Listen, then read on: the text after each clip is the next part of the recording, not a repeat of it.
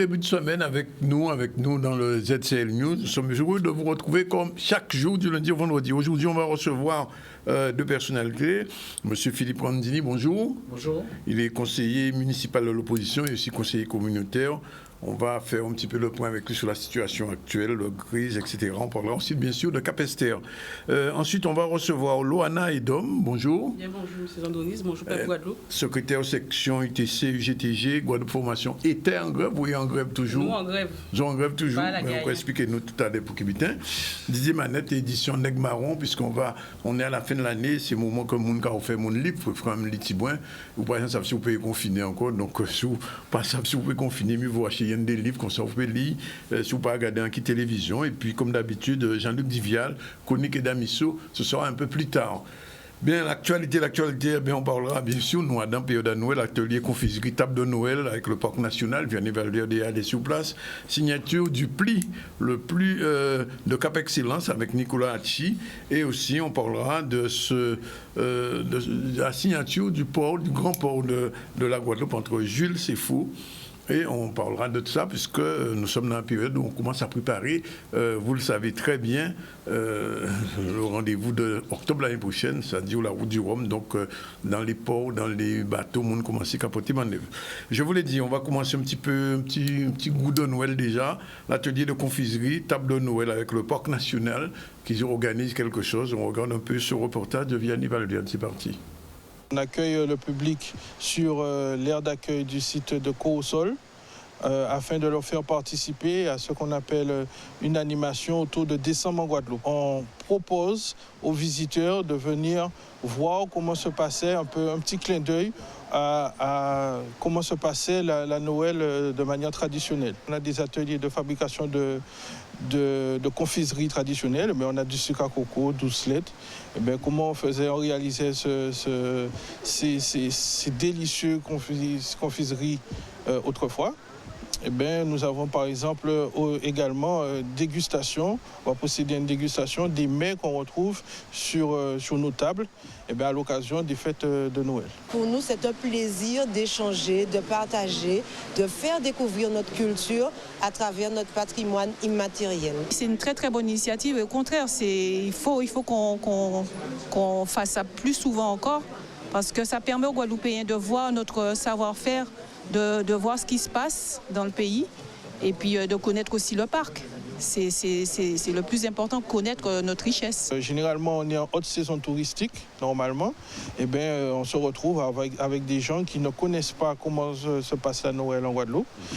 Nous, au Parc National, on diffuse des éléments du patrimoine naturel, mais aussi des éléments du patrimoine culturel.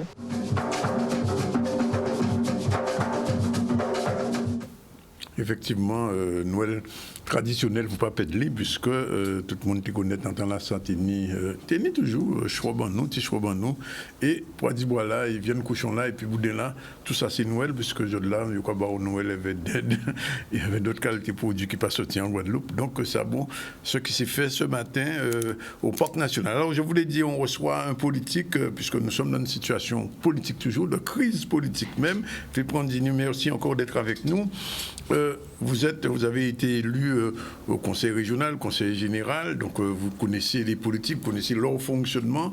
Comment vous voyez un petit peu la crise qui, depuis 3 semaines, pratiquement un mois, puisque c'est depuis le 15 novembre, cette crise avait débuté, mais bien avant, au-delà de ça, c'est depuis juillet. Comment vous voyez un petit peu la situation? Alors, je voudrais tout d'abord quand même vous remercier de m'avoir invité et bien sûr les téléspectateurs de Canal 10. Vous savez, le travail que vous faites aussi, et notamment qui nous permet pas d'avoir 2 minutes de vidéo pour comprendre ce qui se passe en Guadeloupe, mais avoir un temps, et Canal 10 a fait ce travail-là pendant continuer à le faire, et c'est très bien pour le pays de comprendre ce qui se passe dans le pays.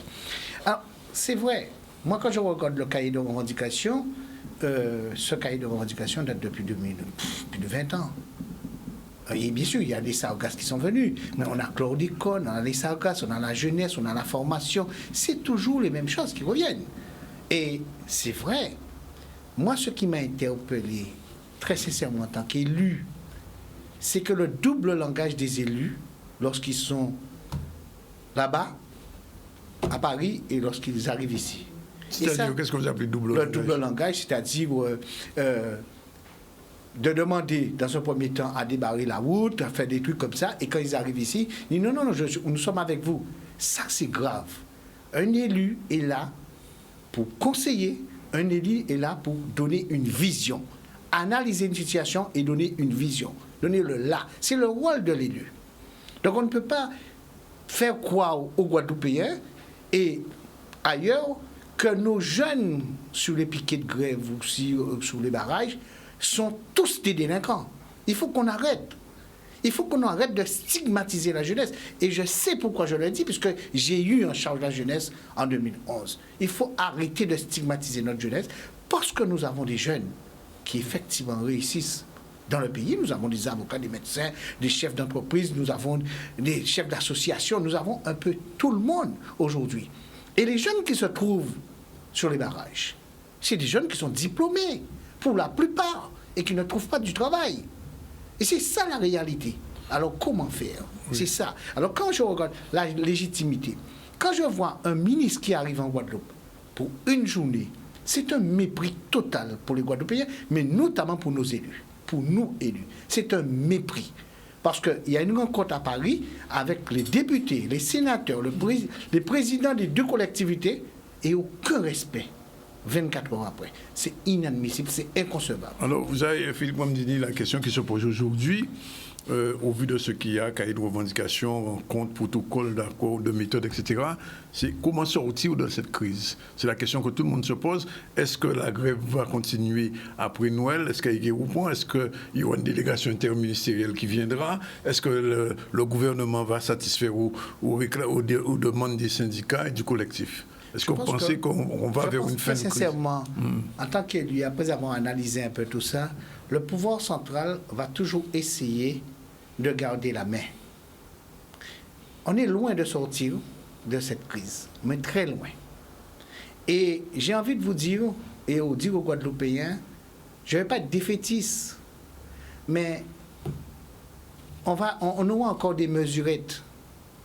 Quand j'entends aujourd'hui, en fin de mandature, un président de région qui annonce, pas président de région, le président de la République qui annonce que nous allons mettre en place des mesures pour la jeunesse. Vous vous rendez compte? C'est le plus important. La jeunesse est le plus important. J'ai entendu Henri Chalus qui disait, président de région, qui disait, j'ai mis 3 millions d'euros pour la jeunesse. J'ai envie de vous dire, M. Sandrodis, et à la face des Guadeloupéens, que 3 millions d'euros, c'est une goutte d'eau pour la jeunesse. Ce n'est pas suffisant. Avec un taux de chômage de 60%. J'ai entendu aussi qu'il y a beaucoup de mesures à la région Guadeloupe. Mais quand j'avais proposé les 40 mesures pour la jeunesse guadeloupéenne, j'avais été dans toutes les communes de la Guadeloupe, dans tous les recoins de la Guadeloupe, pour essayer de déceler les problèmes. Pour avoir 500 000 euros à la mission locale, c'était un problème avec les deux collectivités majeures. C'est ça la réalité. Nous qu'à parler, nous qu'à dire la jeunesse, c'est important, mais qu'à nous qu'à fait vraiment et concrètement. Aujourd'hui, vous avez un jeune qui sort de l'école. Le jeune sort de l'école.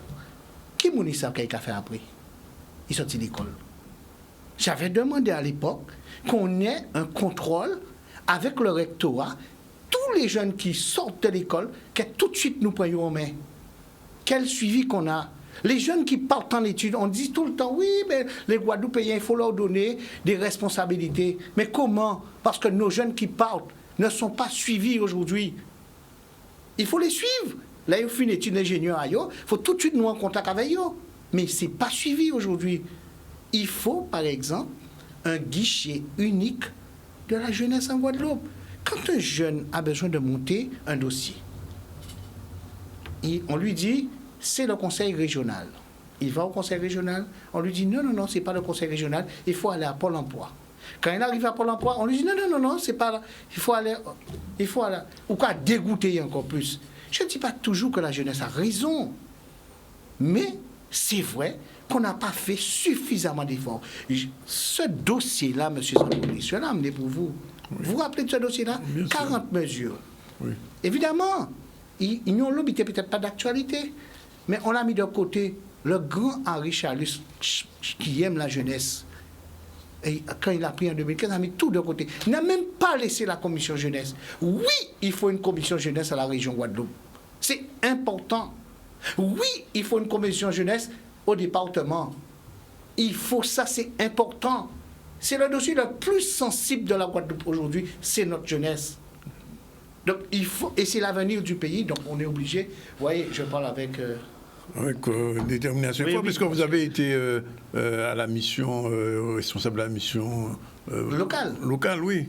Mais alors, à l'époque, est-ce qu'il y avait des choses qui étaient en construction, j'ai envie de dire? Bien, comme j'étais effectivement président de la commission jeunesse à la région et j'étais en même temps président de la mission locale, une cohérence d'ailleurs, oui. Eh bien, il y a des choses qu'on a mis en place. Et je dis ça, on a mis des choses en place, peut-être pas suffisamment, mais on a mis des choses en place. Je me rappelle à l'époque, en 2011, on avait mis 17 millions pour la jeunesse. Et que je disais encore, ce n'est pas suffisant. Parce que je vois les choses. À la mission locale, on dit la mission locale fait un travail. J'ai des rapports. Tout le temps, on dit la mission locale travaille bien, fait un travail. Pour avoir 500 000 euros, c'est son bab. Ouais. Non, mais il faut arrêter. Avec une mission locale, tout le temps, on a un budget serré, très serré à chaque fois. Il faut faire des efforts. Non, la jeunesse doit être vraiment prise en considération. Aujourd'hui, ce n'est pas le cas. Alors, si vous étiez là aujourd'hui à la région, qu'est-ce que vous auriez proposé? Pour la jeunesse? Oui. Ah mais non, mais là, tout de suite, je crois qu'il faut créer, je dis, il faut créer une commission jeunesse. Pas dire que oui, mais le sport, c'est... Non. On met le sport. Le sport, c'est le sport. Il y aura une commission sport, il y aura une commission formation. On met une commission jeunesse en place avec des directives pour la jeunesse. Avec un guichet unique pour la jeunesse. Mais quand je dis unique, unique pour la jeunesse. Et ça, c'est important. Et puis, il faut mettre les moyens, les fonds pour la jeunesse. Il faut absolument mettre les fonds. Alors, dans cette affaire, j'ai vu que c'est l'État qui a pris la main, puisque depuis aujourd'hui, il y a un plan de jeunesse, il va avoir quelque chose qui a commencé aujourd'hui, alors que les élus avaient prévu TV fait ci ou ça, mais enfin, c'est le préfet qui a géré. Hein. Mais vous savez, à chaque fois, c'est ça, le préfet prend la main. Le préfet, mais depuis 2 ans, le préfet prend la main sur tout, l'ARS prend la main sur tout. Et on n'entend pas nos élus. J'ai entendu Harry Chalus. Je suis désolé de parler de mon ami Harry, c'était un ami à moi. Harry dit, M. Chalus qui dit, oui, mais ça fait un moment que l'ARS ne parle pas avec moi. Vous vous rendez compte? Et vous pas entendre vous dire ça. C'est maintenant que vous dites ça parce qu'il y a des problèmes en Guadeloupe? Non, je suis désolé. À un moment donné, il faut qu'on sache dire à l'État non. Et je dis aujourd'hui, pour revenir à ce problème social en Guadeloupe, moi je pense très sincèrement qu'il faut changer les choses, les modifier peut-être même les statuts. On ne peut pas rester dans ce système-là avec 2 collectivités majeures. Je l'ai déjà dit. Nous avons 6 communautés d'agglo. Ce n'est pas possible, ce schmilblick en Guadeloupe. Il faut qu'on arrête. Chaque élika pense à Posayo, mais il faut qu'on arrête ça. Il faut penser Guadeloupe. Il faut penser la jeunesse. Il faut penser le pays. Donc vous êtes en train de dire que pour régler tous les problèmes qui se posent aujourd'hui, il faudrait changer le statut, vous êtes en train de dire? Je pense que oui. Oui. Je ne dis pas quel statut. Parce vous êtes comme le connu alors? Non, mais nous avons des hommes et des femmes capables de nous pondre quelque chose. À un moment donné, il faut s'asseoir autour d'une table avec les élus, avec les chefs d'entreprise, avec nos intellectuels. Il faut qu'on trouve une solution pour qu'on n'ait pas à être piétiné tout le temps comme ça. Parce que j'entends des trucs de Paris qui disent c'est quelqu'un moun kamé ou des moun dans pays là. Il faut arrêter. Il y a une souffrance dans le pays. Il y a une véritable souffrance dans le pays. Quand vous avez des gens qui ont travaillé pendant 40 ans, qui ont été exploités et qui gagnent aujourd'hui 500 €, vous trouvez que c'est normal dans un pays-là? Mais non, c'est pas normal. Alors, il faut qu'on parle de notre sujet qui vous intéresse, puisque vous habitez une commune qui s'appelle Capesterre-Belle. Oh. Non, Capesterre-Sandlou. Ah, c'est Capesterre-Sandlou, oui, on a changé de nom. D'accord. On a changé de nom. D'accord. Pourquoi? Quel problème a de l'eau, Capesterre? Pas ni rivière, pas ni... Je vais vous dire quelque chose s'agissant de l'eau. On a mis en place une nouvelle équipe en 2020. Jeune équipe, nouvelle, dynamique, soi-disant. En 2021, on revote pour cette équipe au conseil départemental. Et aujourd'hui, on vient me voir pour me dire, M. Ramdini, il faut réagir, il faut ceci. Mais j'ai réagi pendant 12 ans. Pendant 12 ans, j'ai réagi. La problématique de l'eau, aujourd'hui, Et je vous dis ça, le SMO, ça n'ira pas loin. Ça, vous allez voir, ça n'ira pas loin. Je suis désolé de vous dire ça, mais ça n'ira pas loin. Ouais, c'est un siagbis, alors. Mais vous allez voir, vous allez voir. Quand je vous avais dit ici même que tous les élus guadeloupéens disaient qu'il fallait 1 milliard 800 millions d'euros pour réparer l'eau en Guadeloupe, je vous avais dit 1,5 milliard minimum. Oui. Vous vous rappelez de ça, monsieur Oui, Zandonis? bien sûr, bien sûr. Voilà. Mais comme c'est Ramdini dit, est-ce que c'est vrai, est-ce que c'est pas vrai? Mais moi, on fait une étude, à analyser les choses. Donc, tout ça pour vous dire, quand je regarde la problématique de l'eau à Capesterre-Belle-Eau, évidemment, ce n'est pas la faute de la nouvelle équipe, bien sûr, bien entendu. Mais cette nouvelle équipe, quand on n'avait pas d'eau, avant les élections, amener des packs d'eau pour les gens. Aujourd'hui, on n'a pas d'eau, ils ont arrêté. Élection finie. On est en train de faire de la politique politicienne à Capesterre tous les jours aujourd'hui. Et je vais vous donner quelques exemples. Il y en a plein. Il y en a plein. On parle de la problématique de l'eau. Mais il y a aussi... Vous avez des entreprises à Capesterre. Vous avez des commerçants.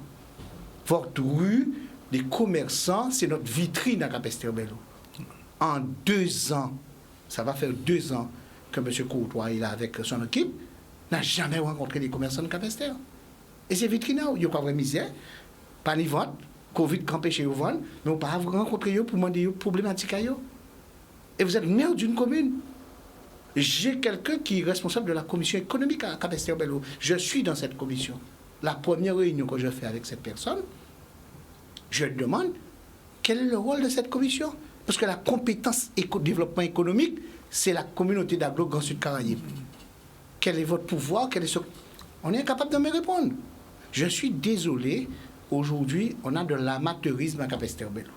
Ce n'est pas pour mépriser les gens, mais c'est de l'amateurisme. Mais je laisse, et c'est pour ça que je n'ai pas réagi.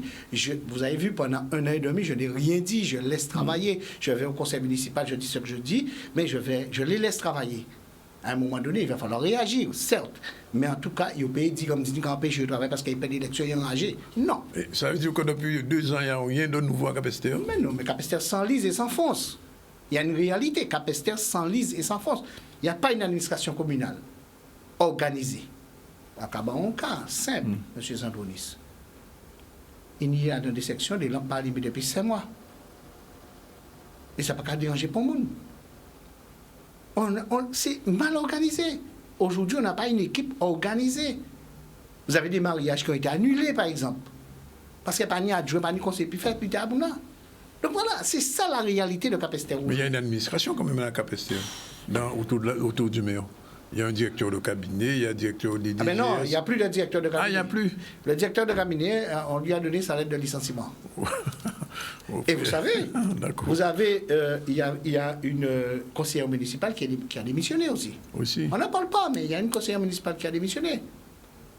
Donc voilà. Mais qu'est-ce qui ne va pas? Quel est le problème de fond? Comme il a tenu un peu tout le monde, et je le dis aujourd'hui, parce qu'il a modifié un peu le truc, il a donné 200 €, 160 € à chaque personne. Donc, tout le monde a regardé ça. Mais ça va exploser à un moment donné. Il ne pourra pas tenir ça, ce n'est pas possible. Et j'ai envie de vous dire, et je dis à la face des Capestériens, Capesterre doit être trop fort pour cette équipe-là. Ce n'est pas possible. À ce point-là? Ah, mais je vois que ce n'est pas possible. Et aujourd'hui, on délaisse Capesterre pour aller ailleurs, pour aller faire autre chose. Capesterre-Belle-Eau a besoin d'une équipe, de quelqu'un qui a une vision politique. Monsieur Courtois nous avait promis, rappelez-vous ça, une marina, je pense que vous le savez ça. Oui. Marina à Capesterre-Belle-Eau. J'avais dit que c'est impossible. Mission impossible. Parce qu'on a les chiffres. Et pour parler des chiffres, on parle de déficit en ce moment. Oui, parce que la Chambre régionale des comptes, M. Courtois a dit qu'il y a un déficit de 6 millions. Et vous étiez dans l'ancienne équipe qui était au conseil municipal. J'ai beaucoup de respect pour les magistrats de la Chambre régionale des comptes. Beaucoup de respect. Mais je vous rappelle, M. Zandonis, 12 ans d'opposition avec l'ancienne équipe, j'ai alerté le préfet à l'époque pour dire qu'effectivement, qu'il y a un problème au niveau de la gestion de cette commune. Le préfet m'a débouté, il ne m'a même pas répondu. J'ai alerté 2 ou 3 fois, il ne m'a pas répondu. Et c'est vrai qu'à chaque fois que je voyais le journal, Capesterre était pas mal placé au niveau de sa gestion. Et effectivement, M. Beaujeune se gargarisait en disant qu'il a géré bien. En 2020, compte administratif, vote du compte administratif, un excédent de 3 millions quelques patrons, Oui. qui va au contrôle de légalité, qui valide ces 3 millions 2. Valide. Hein? Aujourd'hui, j'entends qu'il y a un excédent de 6 millions d'euros. Je ne sais pas, je n'ai pas eu les restes à réaliser. Ça aussi, il faut voir. Il faut analyser ça plus. Pas un excédent, c'est un déficit. C'est un déficit de 6 millions d'euros. Oui. Ouais. Donc, aujourd'hui, ce qui se passe, c'est qu'on a un excédent en 2020 sous le compte administratif de 3 millions. Oui. Aujourd'hui, on passe à un déficit de 6 millions 5 à peu près. La nouvelle équipe, en 2020, n'a pas voté le compte administratif. Si cette nouvelle équipe n'a pas voté le compte administratif, ça veut dire qu'elle n'a pas voté en connaissance de cause. Elle a analysé la situation, elle a les chiffres, elle a les documents. Cette nouvelle équipe a des documents, non, ne vote pas. OK, pas de problème. Même si la Chambre régionale des comptes a débouté en disant qu'il faut voter le compte administratif parce que c'est confirmé. Bref, n'a pas voté. Et en même temps, cette nouvelle équipe, qu'est-ce qu'elle a fait? Elle a commencé à embaucher des gens. Comme on a promis du travail à tous les capestériens pour gagner les élections, et je l'ai déjà dit, on ne peut pas dans une commune embaucher tout le monde. Le rôle du maire, c'est de mettre des politiques publiques de développement économique dans sa commune. C'est ça le rôle de maire aujourd'hui. C'est créer des conditions pour permettre un développement économique dans votre commune, bien sûr avec la CSBT, mais il faut créer des conditions. Et ce n'est pas ce qu'on fait. On est en train, qu'est-ce qu'on a fait? On a embauché des gens. Et pas des petites payes, M. Sandroulis. Et je peux nommer des gens, parce qu'il y a M. Charlus, des payes de plus de 6 000 euros. Monsieur de Quand Vaed, tu dis Charlus, ce n'est pas le président de région. Non. C'est un autre. Hein. Oui, il ne faut pas mélanger. Monsieur de Vaed, Oui. monsieur, l'épouse du maire de Trois-Rivières, Mme Francis, qui travaillait au conseil départemental, nous quoi chercher travail, j'ai qu'à travail, mais nous quoi bailler travail, alors nous prenons d'autres monde pour nous bailler le travail. Bref, c'est le travail entre amis, copains, coquins. C'est ça, c'est comme ça que j'appelle ça. Et puis, les petits contrats précaires pour les capestériens. Si vous donnez des contrats précaires, c'est que vous savez très bien, avec le budget que vous avez, puisque vous n'avez pas voté, que vous ne pouvez pas renouveler ces contrats précaires. Mais comme il y a les élections, les familles vont voter pour moi. Donc après, quand c'est fini, c'est fini. Moi, de toute façon, je ne peux pas. Ce n'est pas de ma faute. Tout est organisé, bien structuré. Je le dis ici. Et donc, on va découvrir qui est Courtois, qui est cette nouvelle équipe. On va découvrir petit à petit. Mais, je dis ça. Oui. Oui, vous avez... Non, j'allais dire deux petits mots quand même sur la CSBT, puisque vous êtes conseiller communautaire, et qu'il y a un déficit aussi. Je reviendrai sur la CSBT tout à l'heure. Oui. Je finis rapidement sur Capesterre. Tout ça pour vous dire, aujourd'hui, cette équipe, eh bien, n'a fait qu'embaucher les gens et vend le patrimoine de Capesterre Bello. Vend le patrimoine de Capesterre au moindre coût. C'est-à-dire? Eh bien, je vous donne un exemple. L'ancienne équipe avait acheté un terrain pour un prix. Aujourd'hui, il le vend au moindre coût. Le prix est plus bas. Et il dit, premièrement, c'est parce qu'il a le montant, c'est les France Domaine qui a donné le montant, mais France Domaine ne donne qu'un avis.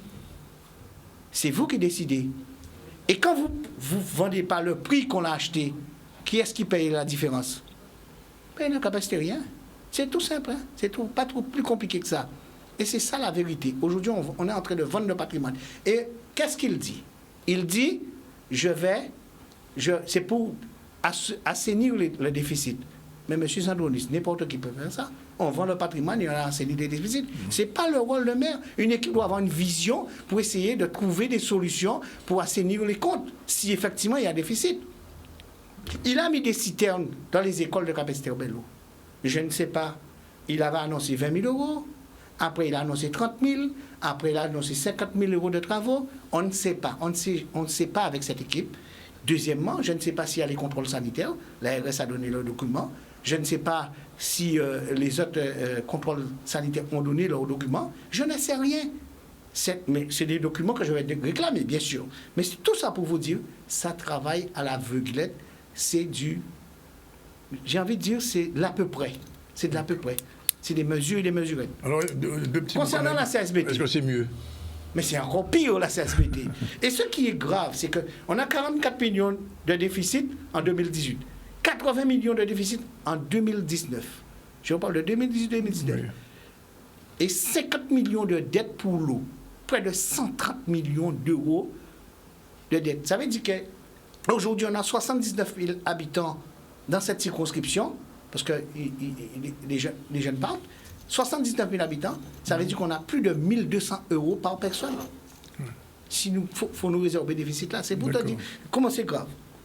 La CSBT est en train de s'enliser, de s'enfoncer. Les règles les plus élémentaires pour faire avancer un agent, pour embaucher quelqu'un, ne sont pas respectées.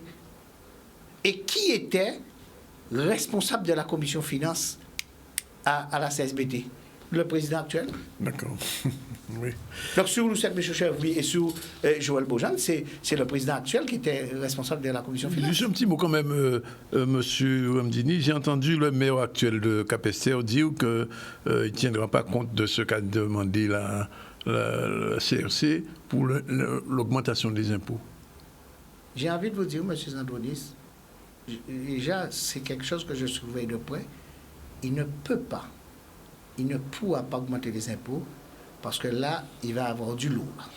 Et je vous dis ça, il va avoir du lourd. On ne pourra pas accepter aujourd'hui une augmentation d'impôts avec un maire qui a embauché des gens, avec une commune qui a déjà trop d'employés et qui n'est même pas organisé, qui n'a même pas su organiser cette administration, a embauché des gens et nous demande de payer des impôts aujourd'hui. Non, on ne va pas l'accepter. On va terminer sur un petit point quand même qui vous est un petit peu plus personnel. Le 26 décembre 1854, arrivé en Guadeloupe, les premiers Indiens de la Guadeloupe. Donc chaque année, il y a une commémoration de cet événement en tant que partisan de la communauté indo-guadeloupéenne, comme on dit. En bref, il ne faut pas dire indo-guadeloupéen, il faut dire guadeloupéen indien. Enfin, on passe à sont guadeloupéens. Sont guadeloupéens. Bon, d'origine indienne quand même. Sur Bouzin, ça vient. Oui, d'origine indienne, on n'a pas renié ça du tout. Oui. Au contraire, c'est ça qui a fait force à pays là. Oui. Et je vais vous dire quelque chose que peut-être vous ne savez pas. À l'époque, quand on a fait le mémorial avec M. Zandronis, j'avais dit qu'il ne fallait pas faire comme ça, il fallait faire l'étoile. C'est-à-dire la grosse partie, bien sûr, pour les descendants africains, parce que c'est vrai que pour les Indiens, pour les Syro-Libanais, pour les gens, même pour les Kalina, pour les gens qui ont... Voilà. On n'a pas voulu. Là où tu es rentré à Don Bitin, toute l'histoire là, Guadeloupe, c'est ça. Bref. Pour vous dire, non, je ne fais pas de communautarisme. Non, pas du tout. Un Goka qui a chanté Goka, un qui a dansé Goka. Donc, c'est pour te dire que moi, dans... Ouais. Mais, il est vrai, et je l'ai déjà dit, le problème de la Guadeloupe, c'est ça aussi. C'est que moi, ce que je souhaite demain pour que ce pays-là puisse avancer, et notamment pour la Guadeloupe, c'est que déjà les Indiens, les associations qui se mettent d'accord, faut nous déjà, point là, ça faut nous mettre nous d'accord. Ouais. Parce que l'autre point là, il faut nous mettre nous d'accord aussi et faire nous l'aider à rencontrer. Donc aujourd'hui, ce n'est pas le cas, M. Zandronis. Ce n'est pas le cas. On vit des choses, on est une petite communauté, on a des choses à apprendre à l'autre et on n'arrive pas à s'entendre pour l'instant. Je ne dis pas que c'est hyper dangereux, mais c'est quand même pas normal. Il faut qu'on arrive à s'entendre. Alors, mes ancêtres sont arrivés en 1854, certes. Oui. Je respecte ça. Il faut le faire. Et j'ai dit même qu'il faut aller plus loin. Hier soir, on a pensé à ça, mais il faut faire qui est venu. Là, nous avons commémoré ces bêtises dans ça. Il faut faire un bêtise d'ensemble. Un bêtise qui ont d'autres dimensions pour le pays. Il faut arrêter chaque pour nous faire. Il faut faire un bêtise d'ensemble qui a une vision pour le pays. On est en train, pour moi, on est à l'approche de l'organisation du pays. Donc, il faut nous mettre nous d'accord entre nous. Philippe Ramdini, merci d'être venu. 13h03, on a pris un petit peu de retard. On reçoit dans un instant, après la pause, Mme Loana Edom, qui a des choses à nous dire aussi sur Guadeloupe Formation. En tout cas, parler de la jeunesse, et bien justement, les gens qui peut-être peuvent bien informer, et nous, que ça pour que Guadeloupe Formation va fonctionner. C'est tout de suite après la pause. Merci. Voilà, il est 13h09, je vous l'ai dit, on va recevoir dans un instant Mme Loana Edom, elle est avec nous depuis un petit moment, elle est secrétaire de la section UTC-UGTG de Guadeloupe Formation qui est en mouvement, et puis avec Didier Manette, bonjour. On fera un petit tour sur les livres à offrir en fin d'année, puisque c'est plus là à Noël à cadeau, en tout cas de cette année-là, mais c'est nécessaire de jeter un petit jet à ces livres. Alors, Loana, merci de venir avec nous. Alors, nous apprenons que Guadeloupe Formation en mouvement, qu'est-ce qu'elle a fait exactement? Alors oui, effectivement, depuis le 6 décembre, Guadeloupe Formation, nous commençons un mouvement de grève. Parce que ça fait longtemps nous avons parlé, nous avons voyé trac, nous avons dénoncé des bitins qui ont fait ce incident-là, nous avons voyé courrier pour nous des explications et ils n'ont pas qu'à répondre nous. Donc aujourd'hui là, nous décidons, vous savez en Guadeloupe, pour dire si vous pas fait ça, vous ne pas écouter, vous pas attendre qu'on ait envie.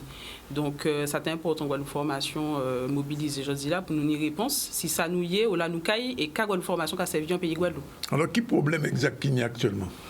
Alors, premier problème là, si plateforme de revendication là nous voyez, premier problème là qu'a posé, c'est statut à Guadeloupe Formation. Vous savez, il y a un paquet de bidons qui fait par rapport au tribunal qui baille des décisions. Oui, tout à fait. Si statut à Guadeloupe Formation, donc Guadeloupe Formation, c'est faut nous savent que c'est un établissement public administratif. Et normalement, en disant là, nous sommes censés être des agents contractuels de la fonction publique. Nous sommes censés des contrats de droit public. Dans le privé actuellement. Et je dis là, dans le privé. Donc, nous avons une espèce de schizophrénie, nous ne savons pas nous qu'a fait. Parce qu'à partir de ce moment-là, ça, si statut là pas clair, statut à structure là et statut à ces agents là qui en dit dans là pas clair, ça a posé problème aussi pour le déroulement de carrière à ces gens là. Donc il faut nous songer ça aussi. Et au-delà des problèmes à travailler en dans là, il faut nous poser la question Guadeloupe Formation qu'a servi parce que nous avons une mission à remplir en pays Guadeloupe, c'est la formation, nous avons parlé en lot de jeunesse mais à part qui jeune nous avons formé toutes Guadeloupéens qui ont besoin de formation, qui ont demandeur d'emploi, qui ont salariés et nous avons retrouvé nous dans une situation nous pas ni moyens pour nous fonctionner. Donc, c'est plateforme de revendication là, ça, qui a regroupé tous ces problèmes là, ça, effectivement. Ouais. Mais quelle direction a dit? C'était une direction, ça t'est bien aussi. Parce que depuis le 31 mai, oui, depuis le 31 mai, directeur général par intérim là, parce que nous venons placer demain, et qui intérim, mais qui a voulu nous en direction là, il pas là, il passe depuis le 31 mai. Et directrice des ressources humaines, là, il était voyé nous là aussi, c'était un monde sorti dans l'Hexagone, et c'est la deuxième fois qu'il a fait nous ça. Ouais. Il partit aussi au 31 mai. Donc depuis ça, nous pas ni pont direct en disant là. Donc son bateau sans commandant. C'est ça nous tente. Pendant politique, c'est ça nous t'attendre, un bateau sans capitaine, la coquille vide, c'est ça nous t'attendre. Mais avec qui nous a discuté, parce que quand même, il faut discuter avec le monde. Alors, vous savez, c'est un bitin qui est important à dire. En cas quoi, tout stagiaire qui passe par la formation, qui dit même bitin là, nous avons des gens qui engagent dans là, des formateurs, des gens qui à l'encadrement, qui encadrent ces jeunes là, c'est Guadeloupéens là, puisqu'on dit effectivement pas qui jeunes nous qui recevoir. C'est nous qui fait un bel travail. Et si travailler à Guadeloupe Formation, pas qu'à porter mon œuvre pour structure là, ça douboute. En cas quoi, nous déjà bâti. Nous déjà d'autres gens. Donc c'est vrai que déjà son hommage en 40 collègues en moins. Parce que si c'est travailler là, globalement, 217 personnes quand même. Ah, quand même, ouais. Donc il y a l'autre monde qui a travaillé pour diviner la formation à Guadeloupéens, mais il faut que nous réponse si ça nous y est. Nous avons l'occasion à poser ces statuts là, ces conditions de travail. Parce qu'en cas, si vous ouvrez, M. Zandoni, si vous venez regarder qui gens les sites de Guadeloupe Formation, nous avons 8 sites à Guadeloupe Formation. Si vous venez regarder qui gens nous y est, vous-même, vous pouvez mettre ces têtes. Ah, point là, ça.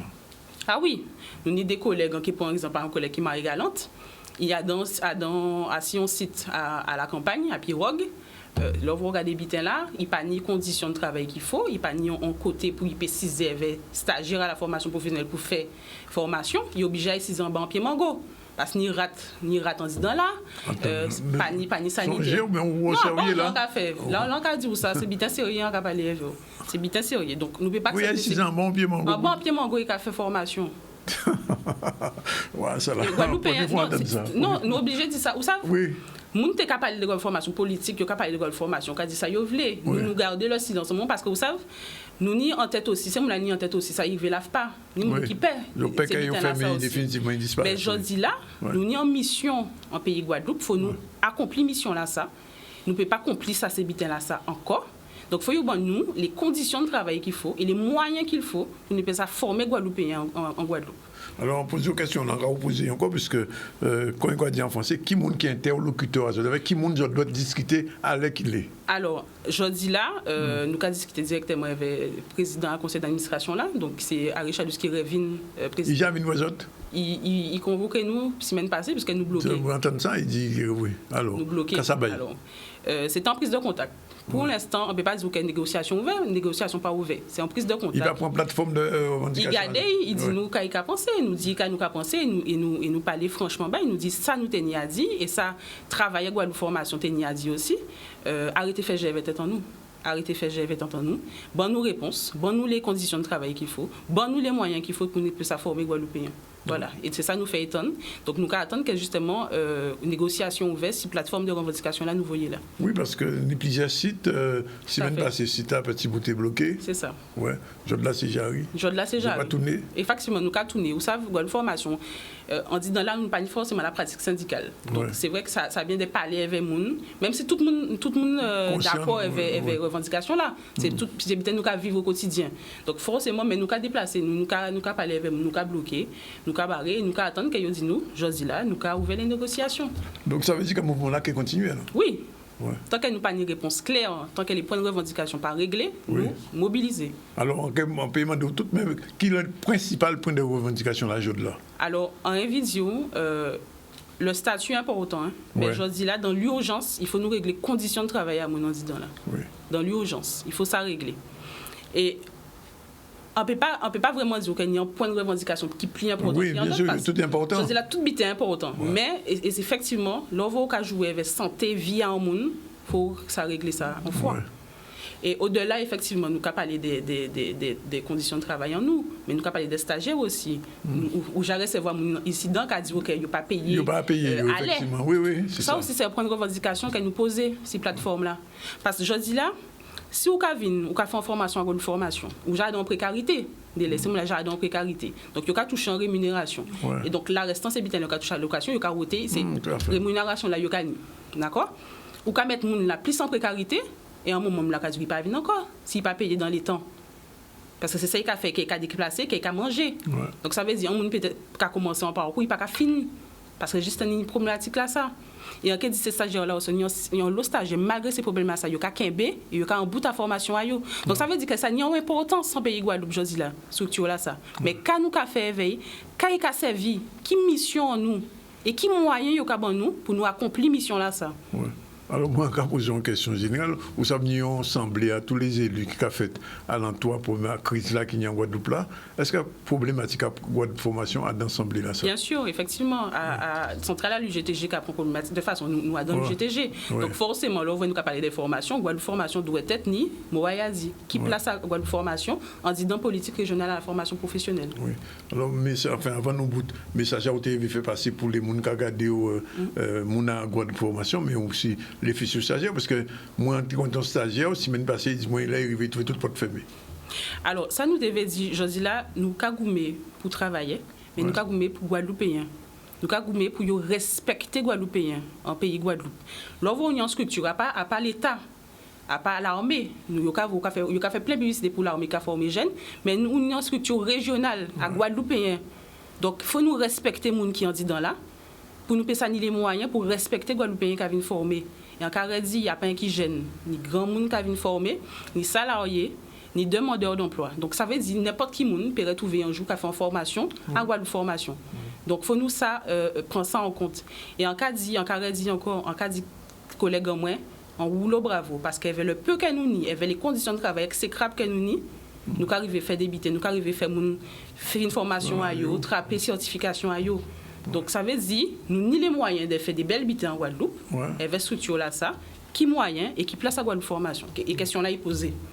Et donc, si on comprend bien, vous êtes régler pour ma statut à Botan, mais depuis un temps ancien recteur en Ratan Bablassa, ça peut jamais régler. Ça peut jamais régler, puisque c'est mon yoka où nous l'impression c'est temps yoka gagner, yoka essayer de gagner temps. Mais qui temps encore? Nous pas ni temps encore. Je dis la crise sociale a montré que nous pas ni temps jouer avec ces bites là encore en Guadeloupe.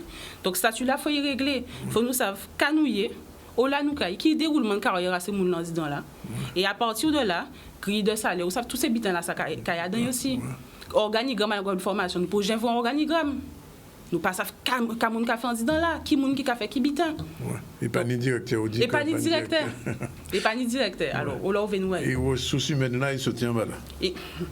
Ça sent notre bitan. On autre bab encore. Ben, d'accord. Moi, et donc, nous avons merci de venir. Merci. Et puis, nous continuons à suivre après.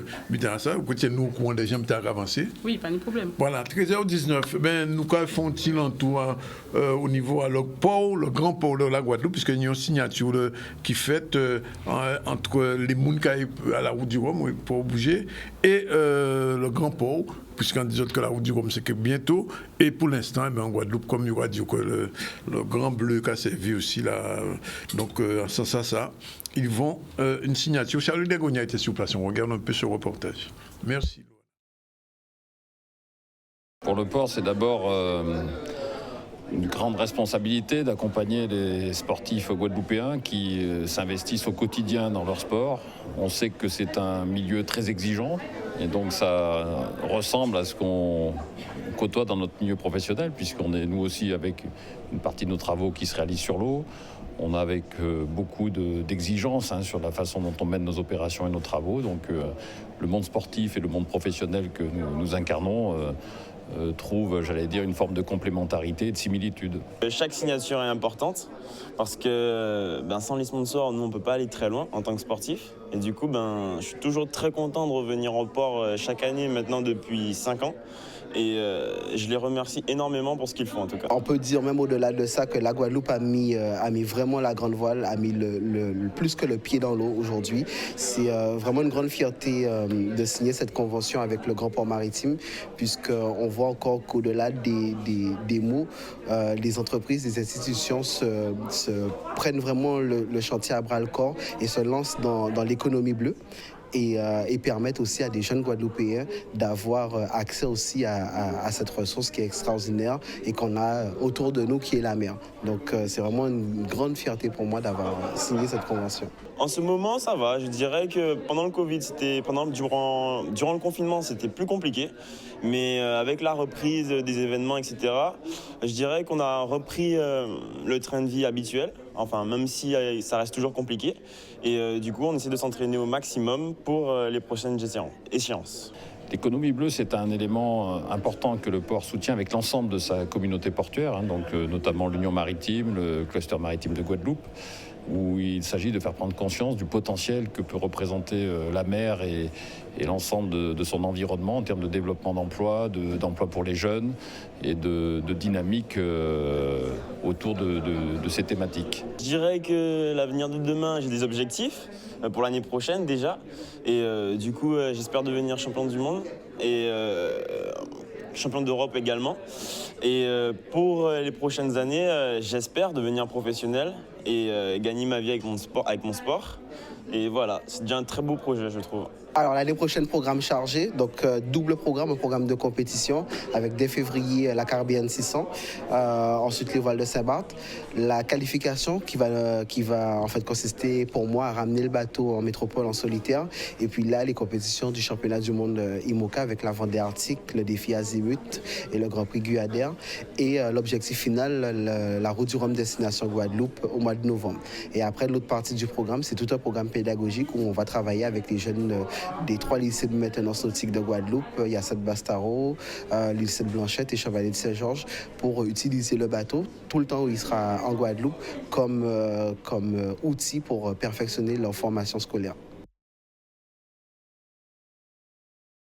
Reportage Charlie Degogna avec Rodolphe Sifo. Alors, on va parler de livres, il est 13h23, mais il faut nous parler de ça parce que nous sommes à la fin de l'année. C'est période où on offre des ouvrages aux gens qui ont envie de lire. Il y a de plus en plus de gens qui doivent lire. Alors, justement, un livre qui s'appelle, on reçoit M. Didier Manette, Paroles de confiné. C'est le hasard ou il fait même une période là, ça? Ça a été fait pendant cette période de confiné.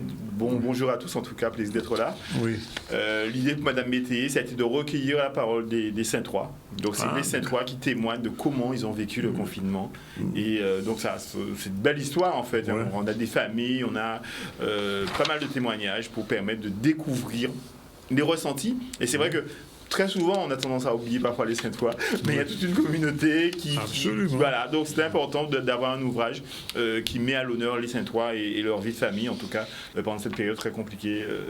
Alors, il y a un livre que j'ai connu il y a quelques années, Conte Marie-Galantais, nouvelle édition. Nouvelle édition, 40 ans après. Oui. C'était l'anniversaire, c'était ce mois-ci en fait. Donc on a tenu à avoir ce livre-là. À l'heure utile, Conte Marie-Galantais d'hier et d'avant-hier. Donc 40 ans, on se rappelle de cette couverture avec Compé Zanda, Capote Compé Lapin. Donc nous arrivons dans les mêmes livres là, ça, même contenu là, enrichi des pistes traductions et on travaille aussi de Madame Parkson, c'est américaine, nous reprend des textes aussi, des publiés sous tous les compteurs de Marie-Galante. Donc c'est vraiment le livre phare pour offrir pendant cette période. Oui, absolument. Je confirme parce que c'est un livre que j'ai connu puisque Alain Outil a été un collègue avec qui j'ai beaucoup travaillé. Et quand il avait fait la première édition, déjà, c'était un livre incontournable parce que Conte de Marie-Galante, à part contre Guadeloupe, à part contre les Saintes ni Désirades, c'est Conte Marie-Galante. On retrouve effectivement d'autres contes qui se retrouvent. C'est un livre à offrir, vraiment. Montrez mon lien encore parce que c'est vraiment là. Sont belles raisons disponibles. Donc voilà. Donc la couverture a changé. Il y a de quoi lire. Conte en créole, des contes en français. Donc un super travail, Alain Utile. Et en fait, pour les gens qui cherchent et qui s'intéressent au conte, pour toutes les familles, il y a de quoi faire.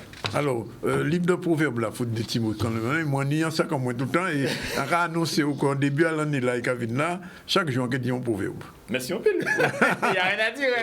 365 proverbes en créole, la traduction littérale, plus les explications. Vraiment intéressant, vraiment intéressant. Et c'est vrai que ça permet de comprendre. Ah non, vraiment, c'est un livre vraiment pour toute Guadeloupe, doit ni ça à Kazaï. Non, sincèrement, si on disait publicité, on va dire oui, c'est publicité, mais c'est un livre à lire. Non, c'est vraiment. C'est beaucoup de recherches, beaucoup de personnes aussi qui m'ont accompagné. Didier, vous voyez, on pouvait comme ça, bim. Bim! Est-ce qu'on correspond à la journée? Donc, à moi pour épaules, m'en des épaules si donc à vivre. Voilà. Traduction, on y va ça. Explication. Le sentiment individualiste prévaut. Les hommes négligent les émotions de leurs proches. Voilà. Évidemment, une traduction là. Bon. Et ni 365 comme ça. Donc, de quoi faire. Et à la fin, une descend proverbe africain aussi. Absolument. Pour montrer richesse à proverbe. Alors, autre livre, j'étais assis sur un petit banc. En parole de ça là, alors, c'est quoi exactement? De Mademoiselle Gokoul, c'est son tout premier livre, elle est une jeune Saint-Franciscaine. Elle est assise sur un banc quand elle est gamine et elle regarde ce qui se passe autour d'elle. Donc c'est vraiment des récits d'enfance sur comment les gens vivent autour d'elle. Donc c'est très très bien écrit, ça s'adresse à tout public. Et elle était avec nous à Paris la semaine dernière et elle a rencontré déjà beaucoup de succès avec ce livre-là. Alors justement, deux petits mots sur Paris quand même. Il y avait le salon de Montreuil annuel. Salon du livre jeunesse, 450 maisons d'édition présentes. C'est en machine quoi. 450 maisons d'édition, la seule maison anti-guyanaise. Merci. Pas facile d'y être. On était là et donc c'était montrer qu'il y a une littérature qui va au-delà de l'Hexagone. C'était vraiment l'objectif. Donc des Antillais sont venus nous voir. On a vendu pour des Asiatiques, pour des Blancs. Nous vendons pour toute qualité de monde. Et ça a montré que la littérature en aussi qui a intéressé. Et on a cette plume-là qu'il faut absolument faire voyager. Donc un beau succès. Plus de 300 000, à refaire. On le refera. Plus de 300 000 visiteurs. Donc ça quand même, c'est pas rien. Ouais, imagine si chaque montation livre. Ah ouais. Le jour où ça viendra. Mais bon, vous connaissez que Guadeloupéens achètent déjà ce qui leur appartient. Oui. Alors, Kawikera, la légende de Kaya. De l'Heroic Fantasy, c'est son tout premier livre aussi. Donc c'est de l'Heroic Fantasy, donc ça se passe sur Zévalos, autour de la maison de Zévalos, avec une guerrière qui veut être ressuscitée. Donc voilà, de l'Heroic Fantasy, donc ça bouge dans beaucoup de sens. L'auteur, M. Giout, très belle plume. Je crois que c'est une plume qu'on va entendre parler de lui encore bien longtemps. Alors, le bouquin d'un collègue qu'on a connu, alors, en bonne occasion invité, mais ça viendra, je le dis tout de suite, le royaume d'Aldio-Guo. Cédric Centime. Voilà, Cédric Centime. C'est le numéro 2. Oui, il y avait un premier. Voilà, donc ça c'est la suite, donc toujours de l'Heroic Fantasy. C'est une autre littérature guadeloupéenne finalement, et de plus en plus on aura ce genre de style. Moi j'ai vu le succès des mangas et tout ça. Les choses évoluent, et qu'on le veuille ou non, on a d'autres façons d'écrire, d'autres façons de proposer des choses, donc un livre aussi à découvrir. Koufou. George Cox. George Cox, il y a beaucoup de nouveautés, tu vois. George Cox, romancier aux éditions Marron depuis quelques temps, il revient avec ce titre-là. C'est une belle histoire, c'est une famille noire, ça se passe au Sénégal, avec un enfant blanc qu'ils ont adopté. Donc il y a beaucoup de choses qui se passent au village, donc évidemment tout ce qui se passe de mal au village est représenté à cet enfant blanc. Donc ils vont partir. On est entre migration et immigration, et c'est une très très belle histoire qui touche au cœur en tout cas, et qui touche au sentiment. Moïse Sorez, qu'on connaît bien, c'est aussi un ancien collègue. Alors, moun qui est premier là, dit au continuerie, demandé à l'ARES. Après Blague et Petit Parole, Moïse Sorez qui a continué pour les paroles avancées. Et puis un deuxième livre à Blague. Blague d'ailleurs. En fait, on revient sur l'époque des fêtes de communes, fêtes de section, on monte les podiums, on a des blagues. Et voilà, donc on retrouve ce registre-là, donc c'est des blagues. Des petites blagues là, on peut nous là rapidement. Il y a long. Mais bon, Maurice qui rêve pour dire ça. Donc voilà, etc. de blagues. Et première mâché énormément. Qu'est-ce que fait Maurice? Deuxième là mâché. C'est richesse en nous, parce que ça fait partie aussi de nous. Donc, un bel travail de recherche. Alors, Harmonie Bulin, Gérard Bulin-Xavier, que j'ai souvent l'occasion de recevoir, on sortit donc un livre de jeunesse. Hugo? C'est sa petite fille. C'est sa petite fille, ouais. Avec sa petite fille, écrit à 4 mains. Ouais. Donc, une belle histoire autour d'un cheval. Gris. Voilà. Donc, elle a une dizaine d'années, la petite. Donc, c'est son tout premier livre avec son grand-père. Donc, une belle histoire qui s'adresse aux enfants et au jeune public. Ouais. Et donc, on y a encore pour remonter là, non? C'est ça? J'en me fais une grosse vente et ganguelle. Donc c'est moi qui m'a quitté là. C'est ça. Comment tu es en dernier? Le meilleur pour la fin, comme il a dit. Les 3 frères, donc ganguelle, j'en me fais une grosse vente, tout le monde connaît l'histoire là, ça la Caraïbe. Et on t'a envie, en tête même, on t'a envie qu'il y ait une tête à eux. Donc là, d'accord. Comment tu fais ces dessins là? Bel travail à Quincy Gann. Quincy Gann qui a publié d'autres bulletins d'autre côté. Ganguelle, donc voilà. Et effectivement, on va dans l'histoire de la famille antillaise, avec 3 Timon super emmerdants. Oui, maman, on sera sage. Et puis nous j'arrête. Ouais. Et quand même, un petit mot pour la poésie. Quand même, on sait que vous-même, quoi marquer poésie. Pas rien sorti ces jours-là. Nous avons un livre à poésie qui sortit également. Son belle histoire. Déclamons avec Orchidée. Déclamons avec Orchidée, voilà. Ouais. C'est Maggie Kisney. Voilà, Maggie Kisney qui est en situation de handicap. Ouais. Et elle te dit qu'elle est debout dans sa tête. Et ça, c'est super fort. Et dans tous les textes, en fait, on retrouve une femme qui est peut-être en chaise roulante, mais qui est debout dans sa tête. Donc c'est un message d'espoir aussi.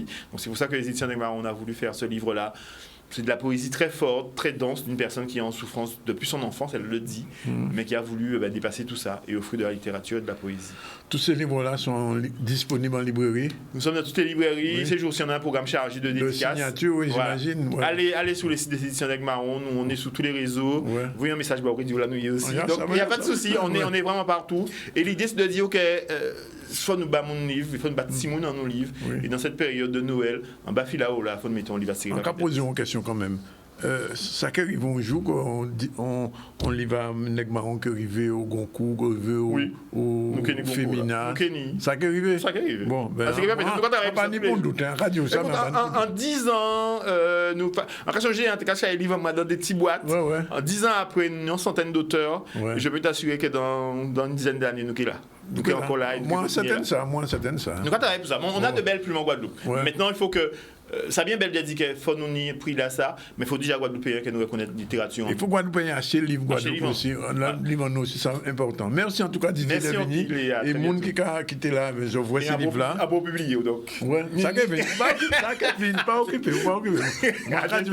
Parce que c'est que pour Goncourt là, on savait 13h32, on prend la pause et on se retrouve tout à l'heure avec Jean-Luc Divial et la suite du journal. On n'est pas en retard cette fois-ci, Jordan. Nous attendons rien. Bon, ok, à plus tard. Voilà, il est 13h40. Dans un instant, nous allons retrouver Jean-Luc Divial pour Eda Misso. Mais avant, un petit tour dans l'actualité. L'actualité, c'est aussi, il faut le dire, la Guadeloupe. Eh bien, est-ce que, on va poser la question là, est-ce que la Guadeloupe est belle? Alors, je peux répondre moins tout à l'heure, mais en attendant, on regarde le reportage de Vianney Valverde, Foot Guadeloupe belle. Guada belle. Le marché des pépites, c'est une initiative pensée par nous et pour nous, pour valoriser les pépites comme on aime les appeler, mais autrement dit les talents locaux, nos talents à nous, soutenir l'économie locale et faire découvrir le panel d'artistes, d'artisans, de producteurs et d'initiatives locales. Je trouve que c'est une très belle initiative et même pour justement ces jeunes qui ont des fois pas forcément cette visibilité, ça leur permet d'avoir une visibilité, de les connaître et par la suite échanger, continuer à acheter leurs produits. Donc je trouve que l'association Foot Guadeloupe a eu une très bonne idée de mettre en avant ça aujourd'hui sur le marché. Alors, je trouve cette initiative particulièrement intéressante puisqu'elle me donne l'opportunité de me faire connaître par encore plus de monde. Déjà, pour commencer, j'avais une petite idée de ce à quoi ça allait ressembler. Et l'initiative me semblait déjà bien. Et arrivée sur le marché, agréablement surprise de voir que c'est possible de réunir en fait des entrepreneurs qui mélangent l'innovation, l'invention avec la culture et avec pour par exemple pour mon achat, des plantes et des choses qui nous entourent avec lesquelles on vit au quotidien et qui sont réutilisées pour donner d'aussi belles choses. J'ai fait un achat qui est une huile pimentée qui est créée par la maison La Fumée à partir de piments, de citron et qui fument leurs huiles. Donc je trouve que c'est très bien vu que c'est un petit twist et quelque chose qu'on ne retrouve pas partout. Donc c'est très intéressant. Première édition qui, ma foi, est très, très, très intéressante, très enrichissante et on pourra dire une édition à succès parce que vraiment, on a eu de l'affluence, que ce soit au niveau des exposants qui ont répondu présent, volontiers et qui nous ont fait part de ce besoin de se retrouver, de retrouver du monde dans un contexte assez anxiogène. Et quant au public, alors là, on les remercie vraiment chaleureusement parce qu'ils ont répondu présent. Et vraiment, ça nous touche beaucoup.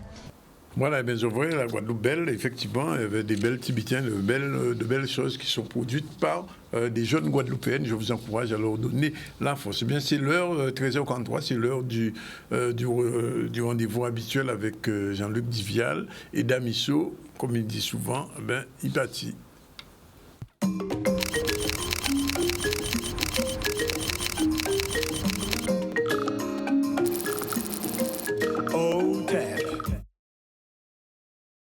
Beauté, bien bonjour, Zoadan et Damiso avec Jolo, Adam ZCL. Alors, question à jeu de là, c'est pour qui moun ka mette Guirlande à 6 sapins annuels là? Oui, c'est une belle question. Nous j'ai parlé de ça en premier coup, mais nous avons fait un petit virer songer pour ça bien permettre de nous comprendre dans quelle situation qu'il tient en nous qu'à trouver. Si nous pouvons parler d'Yves Guirlande, nous obligons à parler de questions à tradition à ancêtres en nous. Et parler de questions à serpent là, un serpent qui cavine comme un ancêtre. À dans tradition à ancêtres en nous, nous rendons compte que chaque fois nous raconter qui gens on peut créer, toujours ni en premiers ancêtres qui jambé en pont, qui jambé en rivière, soit assis en morceau bois, soit assis en crocodile, soit assis en serpent, et soit assis arc-en-ciel là lui-même. Vous savez bien qu'il y a Kazando, arc-en-ciel, c'est ni en place, nous cabaye. Serpent là, ça, arc-en-ciel justement, il a fait nous songer, bête là, ça, qui n'y plusieurs coulées. Serpent là, ça, qui n'y plusieurs coulées. Et donc, il a dit, c'est premier création à la divinité, dans la tradition par exemple, à les Balouba. Les Balouba qui parlent en langue yoga qui est Chiluba. Et dans le livre là, ça, qui M. Thiago Fouche et Henry Morlingen t'ont fait paraître, à six témoignages, je prends à ces sages Balouba là en pays Congo, en commencement du XXe siècle, il y a l'idée à qui Jean Congo t'es qu'à voir, qui Jean le monde paraît, spiritualité à yo, et qui rôle t'es qu'à basser par là ça. En cas de texte là. Cependant, sachez qu'au début de l'époque que l'on nomme parmi les initiés saison sèche de la création, durant laquelle Maui Janandila, qui veut dire c'est le conseil ou crié bondier en langue Balouba, à casser en Chiluba, créa toutes les aînés des créatures et il avait créé un être, leurs aînés à toutes. Et il l'avait placé à leur tête en qualité de grand seigneur à toutes. Il avait investi de la grande seigneurie sur tous les animaux ayant droit de regard et pouvoir sur tous leurs seigneurs particuliers, sur ceux des animaux de l'air, sur ceux des animaux de l'eau, sur ceux des animaux de la terre qui marchent sur le sol. Ce faisant, il avait nommé de son nom de seigneurie d'un titre que nos ancêtres se transmettaient très secrètement et qui, de même que son histoire, n'est demeurée que dans le souvenir de quelques-uns. Son nom, dit-on, était Kongoloka Mukanda, qui signifie, disent les uns, l'ordonnateur de la loi, ou disent les autres, la spirale de la loi. Pour nous, nous appelons l'arc-en-ciel de deux mots, où se trouve ce nom de Kongolo, mais dans le sens d'une chose rougeâtre, Mwanza Kongolo, rayé rougeâtre, et l'on saura plus loin en quoi ce seigneur de jadis, Kongolo Kamukanda, concerne l'arc-en-ciel et le serpent. Donc, ça c'est un texte nous prend dans une Bible noire, Cosmogonie Bantou. Mais savent qui ça c'était Kali Congo. Mais serpent là, ça a joué un rôle dans toute spiritualité et toute science à l'Afrique. Par exemple, à ces Égyptiens là, il y a un nom Apophis. En fait, Apophis c'est un nom, c'est grec là. Mais ils ont ni en bâton qui apparaît, et ils ont aussi qui y a un serpent. Et bon, si nous regardons des images, nous voyons par exemple qui ces Égyptiens-là, serpent là, ça a joué un rôle aussi. Nous ne pouvons pas rentrer dans trop de détails, mais ça qui a joué un rôle.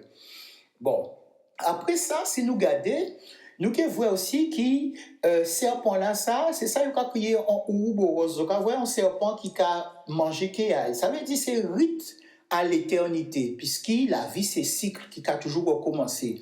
Et pour qui a choisi ce serpent-là, eh bien, c'est que ce serpent-là qui a changé pour tout le temps, ce serpent-là toujours qui a changé pour, ça veut dire qu'il prend force à lui-même. Si nous regardons, nous pouvons voir encore à gauche, un autre genre qui a représenté ce serpent-là, ça, mais à droite, vous voyez que c'est même serpent-là, ça, qui a trouvé à d'autres questions à fécondité, aussi à d'autres questions à vaudou.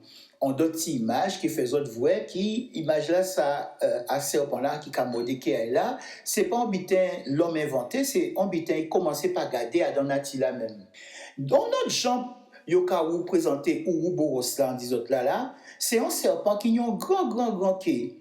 Si vous regardez à gauche, donc vous voyez que c'est comme ça, c'est égyptien là qui est représenté, et à droite, Zoni en représentation à même serpent là, mais à dans vaudou. Et en disant comme ça, que tout ça, c'est tradition à ancêtres en nous. Donc, à voir l'ionage là qu'a fait, regardez là, l'Égypte y ni 4500 ans, et regardez là, Haïti, à dans spiritualité y donc à voir distance là, et pourtant, c'est le même concept là qui capotait tout ça. Ils n'ont pas même voir ailleurs. Regardez ça. Vous voyez serpent là, il a crié d'en bas là, ouais, là, il a représenté à gauche, et vont vers qui a représenté un serpent, mais des jumeaux serpents. Eh bien, regardez bien qu'il y a dans la langue africaine, eh bien, c'est non à caoutchouc là. Et donc, ndama, c'est non à caoutchouc là. Konzime ndama, ça veut dire caoutchouc. Bassa ndam, caoutchouc. Bikele ndamba, qui veut dire caoutchouc. Pour qui bitin? Parce que d'amba là, ça veut dire, c'est un loi serpent. C'est comme ça, on loi, c'est en divinité, c'est l'esprit ancêtre. Et qui veut dire tala qui molle là, tala qui lionné là, tala qui souple là. Donc, dam qui veut dire serpent, dam bas là, ça veut dire tala qui molle là, tala qui souple là. Donc, c'est vrai qu'il nous toujours dans le même mythe là, qui nous a Congo, qui nous en Égypte, qui nous pas en Haïti, en Caraïbes là. Et donc, en Chiluba, il y a dit Congo loka mukanda, mais à Kazanou, nous connaissons aussi d'autres noms, Congolio. Parce qu'il là, vous voyez, dans la langue Congo, vous avez trouvé aussi Congolio, Kungulu, Kulu, et nous savons que ça a déjà fait nous songer qui j'en nous créé en Tibet à Kazanou. Après ça, on va être plus loin pour voir notre petit morceau à texte là, on montre les autres là. Et quant au serpent, Maui Djanangila ne les créa pas à cette époque car il ne métamorphosa l'ordonnateur de la loi sous la forme du serpent d'eau Mwazambala et de sa femelle Kangi que lorsque ce Congolo Kamukanda se fut révolté et fut réprouvé. Et en Ougandais, pour dire qu'il Congolo, c'est non à arc-en-ciel là, mais à Kazanou, c'est non à ça nous a crié Kokolo, Congolio, Congolio, Kokolo. Et c'est rite aussi à Renaissance. Et Renaissance, c'est transmettre la vie. C'est pour qu'il vitesse au cavouet qui mot Kokolo, il y a une relation aussi avec question à relations sexuelles et reproduction. Et par exemple, à Haïti, nous savons qu'il y a une loi, il y a crié Wongolo. Il juste n'y a chanté, qui caille éveille. Wongolo, wale, qu'il est wavili, ouem encore, wale. Il est wavili, ouem encore, tant changé, qu'il est wavili, ouem encore, wale. C'est toujours le même mythe là. Et il y a représenté, il y a un verre qui est spécial. Et il y a dit que c'est Wongolo, c'est une loi. Qui c'est un serpent et un serpent qui n'a 7 coulées. Donc, ça a apporté précision. Eh bien, nous pouvons demander, mais pour qui bitait, nous pas retrouver ça d'autre côté? Et oui, en christianisme, là même, il reprend même l'idée là. Parce que les Oka, vous voyez, ils ont représenté Adam en icône, par bord, c'est l'église d'Orient là, hein, c'est l'église orthodoxe là. Donc, vous voyez qu'il y a représenté le personnage là, il a créé Jésus-Christ là, 6 si on l'a en ciel. Ça veut dire qu'il y a présenté comme premier ancêtre à spiritualité là, ça. Il y a 6 l'arc-en-ciel là, ça veut dire que c'est lui qui fondait, c'est lui qui fondatait Adam, c'est comme ça. Donc, on voit qu'il y avait tradition en nous, ça a servi nous pour lire toute qualité bitaine. Donc, là, nous arrivons à ces questions annuelles, question annuelle, nous pouvons demander, nous, qui relation tout ça peut ni avec Noël, puisque Noël sont rite à naissance. C'est, faut comprendre ça, en lien avec le calendrier là, en question à la vie qui presque est mort, mais qui a commencé à vivre le 25 décembre. Rite là, ça, nous savons que c'est un rite à fécondité et naissance, qui j'en serpent là, il a symbolisé, c'est ça qu'il a créé Guirlande là. Et Guirlande là, on a retrouvé en disant, décorer ça là. Et c'est pour qu'il y ait zone guirlande à plusieurs couleurs. Ici, la zone D, mais à Sion sapin, zone bleu, zone vert, zone jaune, zone rouge, zone tout ça, puisqu'il s'est coulé à serpent arc-en-ciel là. Donc, on voit qu'il y a une seule humanité à la terre. Quelle que soit couleur pour nous, mais nous avons même humanité et nous tous allons chercher de l'eau même malade. Qui veut dire tout le monde inspiré, dit ça, ancêtres ni longtemps t'es fait en Afrique et yo adapté par rapport à là yo ka vivre et par rapport à la réalité à eux. Donc, si nous avons conscience qu'il nous sont à fécondité ou naissance, ça veut dire qu'il y a cas en nous, nous pour étudier tout ça qui Adam met ses l'habitude dans nous pour nous comprendre sans ça yo. Et c'est pour ça qu'on a besoin de rendez-vous le 22 décembre à 7h soir. Le 22 décembre à 7h soir, nous avons fait un coup d'yeux à si messe et l'habitude de nous à l'entour à Noël. Thème là, c'est la nativité d'Osiris, source africaine du Noël Bocase. La nativité d'Osiris, source africaine du Noël Bocase. Alors, c'est une conférence à 6 Zoom. Donc, chaque monde qui peut à casa yo, 6 devant écran à yo, pour yo garder et pour yo comprendre à goût à kaya yo. Donc, juste peut prendre un petit cahier, elles vont prendre bic pour marquer ça qui a intéressé les autres, dans ça nous avons étudié, symbolique à tout ça nous avons fait dans Noël en nous Bocase, et bien nous avons cherché à comprendre qui y en a tout ça dit. Nous avons dit bien merci, et nous avons dit autres à lundi prochain.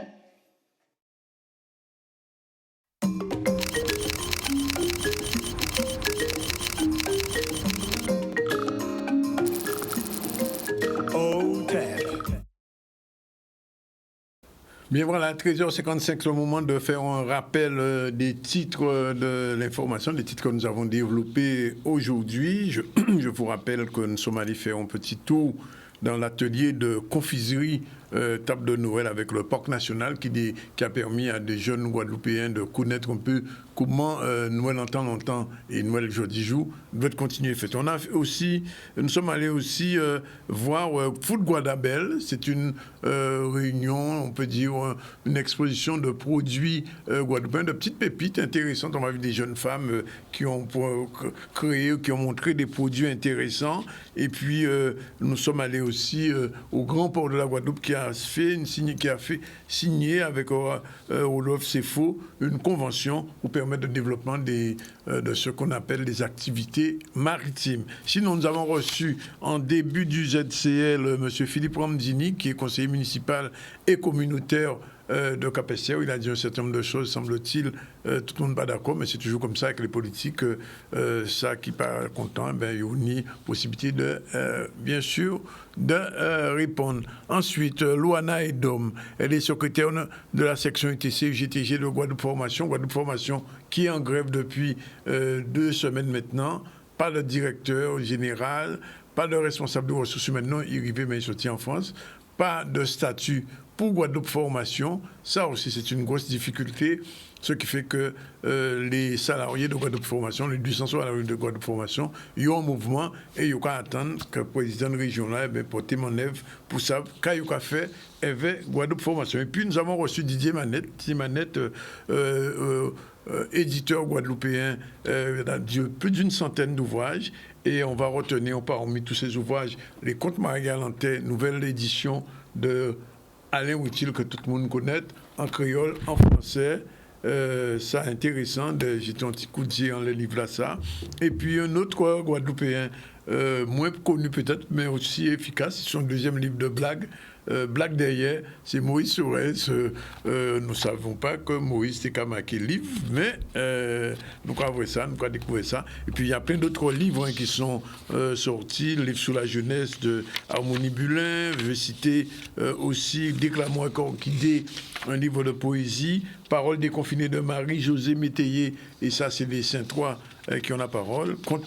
J'étais assis sur un petit banc de Cynthia Gougoul et aussi Kawikera de Gira. Voilà, tout ça, c'était le ZCL d'aujourd'hui. Demain, on se retrouve à partir de 12h30, comme d'habitude, avec Jordan qui était à la réalisation. On vous remercie de votre attention. Nous, quoi des autres, Kembe, fait attention.